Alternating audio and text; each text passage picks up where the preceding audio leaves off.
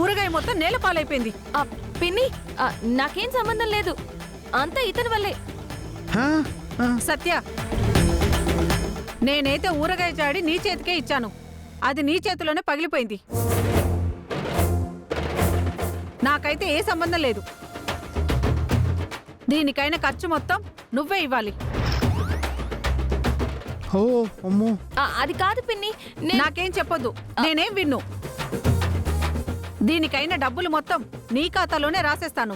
అయ్యో పిన్ని,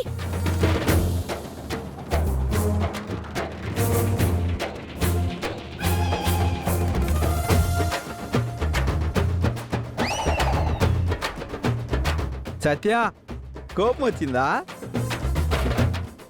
నీకు విషయం తెలుసా? కోపం వస్తే గట్టిగా శ్వాస పీల్చుకొని శ్వాస మీద ధ్యాస ఉంచి 1 నుంచి 10 అంకెలు లెక్క పెట్టాలంట. అప్పుడు కోపం తగ్గిపోతుందంట. నిన్న నీ వల్ల నా రిక్షాకి బేరం లాసు, ఇవాళ పొద్దున్నే ఆవు పాలు లాసు, ఇప్పుడు ఈ ఊరగాయ డబ్బులు లాసు. సత్య, నీ లాస్ అంతా నువ్వు నాకు జాబ్ ఇప్పించిన తర్వాత వచ్చే శాలరీలో ఇచ్చేస్తా. బుద్ధి సిగ్గు ఉన్నవాడు ఎవడైనా నీలాంటి వాడికి జాబ్ ఇప్పిస్తాడా? వాళ్ళేమో కానీ నువ్వు ఇప్పిస్తావు కదా. నీకు జాబ్ ఇప్పించడం కాదు, ఈ ఊళ్ళోనే ఉండనివ్వకుండా చేస్తాను. సత్య, అంత పని చెయ్యకురా. నాకు ఈ పాపకు నేను తప్పించి ఇంకెవరు లేరురా. ఈ సత్యతో పెట్టుకున్నవాడు ఎవడైనా ఫీల్ అవ్వాల్సిందే. ఎవరిని క్షమించినా నిన్ను మాత్రం క్షమించను. నాకెందుకు నువ్వు నన్ను క్షమిస్తావు నిన్ను ఈ అనిపిస్తుంది. జన్మలో క్షమించను. నిన్ను ఏ ఉద్యోగానికి రికమెండేషన్ చేయను. అమ్మో, కుదిరితే నీకు అసలు ఉద్యోగం రాకుండా చేస్తాను. రే సత్య, నీకు జరిగిన లాస్కి మహా అయితే 500-1000 రూపాయల లాస్ ఉంటుంది, అంతే కదా? అవునవును, ఇవ్వు, డబ్బులు ఇవ్వు. ఆ 1000 రూపాయలు ఇవ్వు. అంత డబ్బు పిచ్చండ్రా నీకు?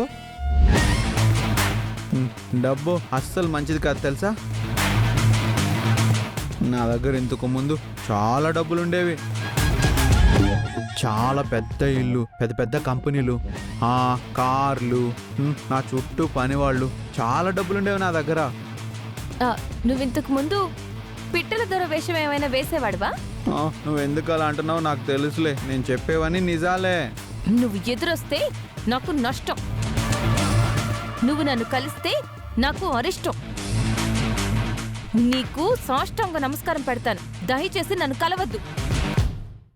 కలిసినా నాతో మాట్లాడొద్దు, అసలు నా పేరే ఎత్తద్దు. అలా అంటావేంట్రా? మనిద్దరం ఫ్రెండ్స్ కదా. నాకు ఉద్యోగం ఇప్పించు చాలు. నువ్వు నాకు ఫ్రెండ్ ఏంటి? నువ్వు నాకు పగోడివి, నా పాలిట శనిదేవుడివి. దయచేసి నన్ను వదిలిపెట్టి వెళ్ళు, వెళ్ళిపో.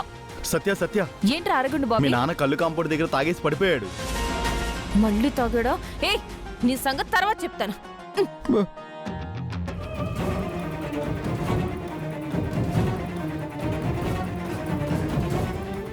సత్యగాడేమో కోప్పడుతున్నాడు.